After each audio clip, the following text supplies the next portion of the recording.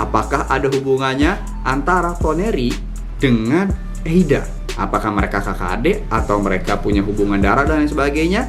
Halo minasan, ketemu lagi baru gue Ikram Afro pastinya. Di video kali ini kita akan ngebahas seputaran dunia Boruto lagi teman-teman ya. Setelah chapter 57 beberapa waktu lalu keluar di tanggal 20. Dan ada banyak informasi yang terkuak di situ semenjak kemunculan karakter yang kita tunggu-tunggu yang bahkan gak keduga, yaitu Eida yang katanya sosok terkuat yang bahkan lebih kuat dibandingkan Jigen. Nah, kali ini gue bakal ngebahas konspirasi apa sih, dan kita akan ngebahas beberapa poin sebelumnya bakal gue kasih tahu biar kalian tetap nonton video ini sampai akhir. Alasan pertama adalah tentang kekuatan mata Eida. Siapa saja sih yang dapat dia pengaruhi dan siapa saja yang tidak dapat dia pengaruhi, dan bagaimana kalau dia berhasil mempengaruhi ninja-ninja yang akan gue sebutkan nanti. Dan yang kedua adalah terkuaknya alasan kenapa Kashin Koji bisa hidup.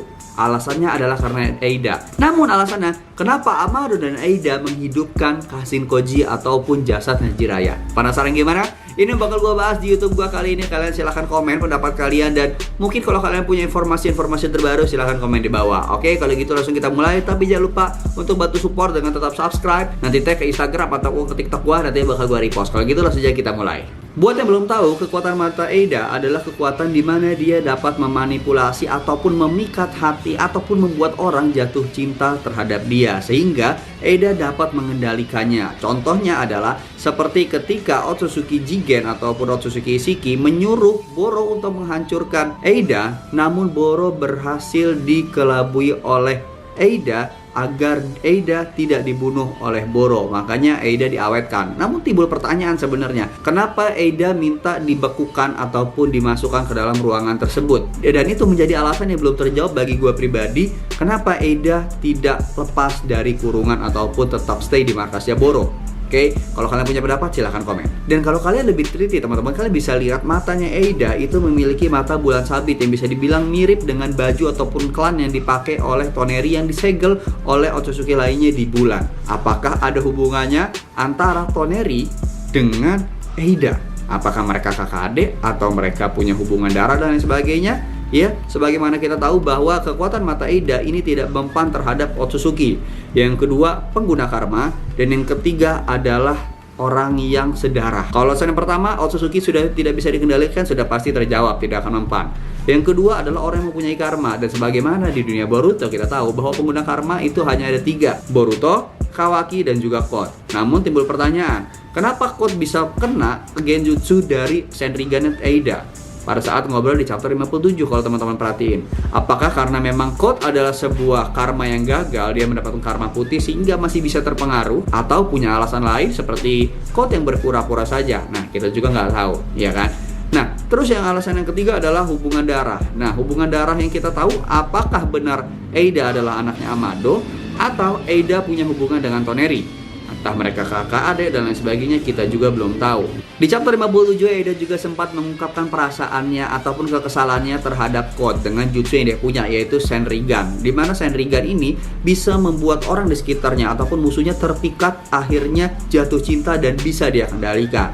Namun Eida sebagai wanita yang pada dasarnya mempunyai hati, dia tidak bisa menemukan cowok yang tulus yang bisa mencintai dia karena karakternya, tutur bicaranya, dan lain sebagainya. Namun semuanya karena genjutsu yang dia miliki dari Senrigan. Dan karena itu di chapter 57 juga muncul obrolan bahwa Eida tertarik dengan Kawaki dan juga Boruto.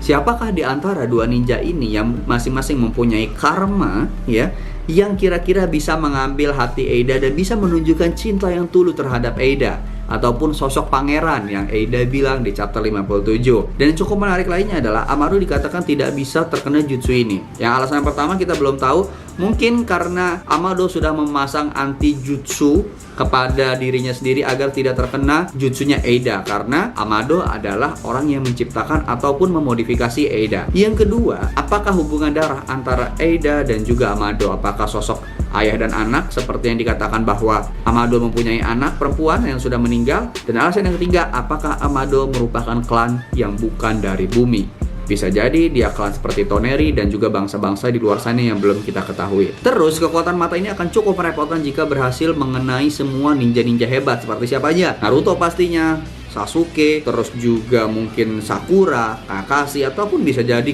Kazekage Gaara dan juga Minakaze dan lain sebagainya, yang bakal membuat konfliknya menjadi lebih repot. Tapi kita nggak tahu ini Masashi Kishimoto siapakah orang yang akan dikendalikan oleh Eida. Apakah jalan ninja Naruto akan tergeser? Dan apakah mungkin Eida adalah sosok pelakor? Nah, gue nggak tahu konspirasi apa. Itu alasan yang kedua, silahkan komen. Dan sekarang kita masuk alasan yang ketiga. Sebagaimana kita tahu bahwa kekuatan Eida ini cukup merepotkan, terlepas dari kekuatan matanya dan kekuatan di mana dia menganggap kekuatan matanya ini bisa melihat seluruh dunia seperti CCTV. Nah, di situ dikatakan bahwa dia matanya ini seperti kamera yang dapat melihat semua yang ada di dunia. Jika ini bumi, di sini bulan, sesuai dengan matanya Eida yang bulan sabit. Mungkinkah mata Eida ini adalah gambaran dari sosok bulan sabit yang bisa melihat bumi pada porosnya? Sehingga dia bisa melihat semua informasi yang terjadi di bumi ataupun di dunia shinobi, ya kan? Nah, informasi dalam sebuah perang itu sangat penting banget. Itu bisa membalik ataupun epic comeback bahasanya dalam situasi perang.